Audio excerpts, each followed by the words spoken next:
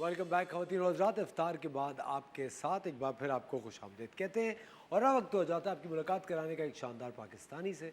हमारे साथ है परवीन सईद साहिबा।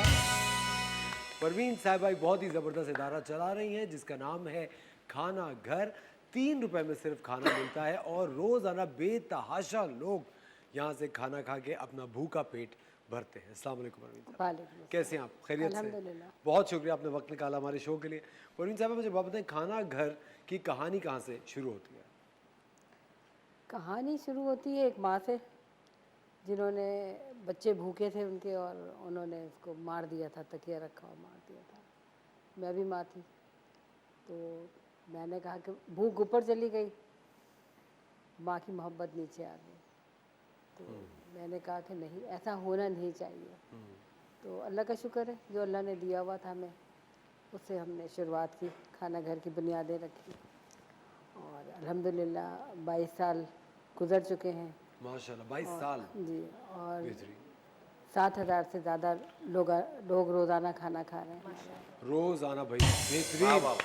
और खाना घर एक ही जगह पर है इस वक्त? एक ही खाना घर तो जो तंदूर है, जो खाना पकता है वो 2 जगह पर बनता है खुदा की बस्ती में, और डिस्ट्रीब्यूट आगे की कच्ची आबादियों में, गोठों में गाड़ी से खाना जाता है।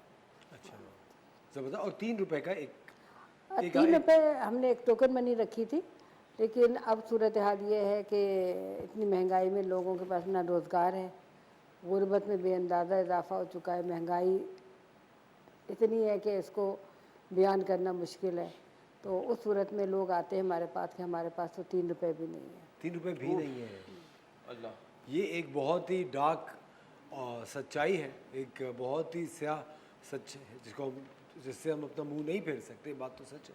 और इसके अंदर आप ये ज़बरदस्त कार्य खैर चला रही हैं। मुझे एक बात बताएं परवीन साहिबा, कहा यह जाता है कि जब ख़वातीन हमारे माशरे में कोई काम करने के लिए निकलती हैं तो मुश्किलात से दो चार रहती हैं, ख़ास तौर पर ख़वातीन। क्या आप इस बात से मुतफ़िक़ हैं?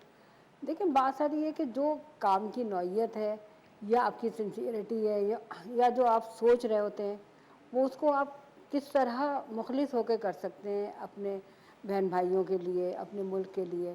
तो रुकावटें तो इस सूरत में ये नहीं है कि मैं एक खातून थी तो किसी ने कहा जी कोई जुमला कर दिया या कोई बात की, ऐसा कोई सिलसिला मेरे साथ अल्हम्दुलिल्लाह नहीं हुआ।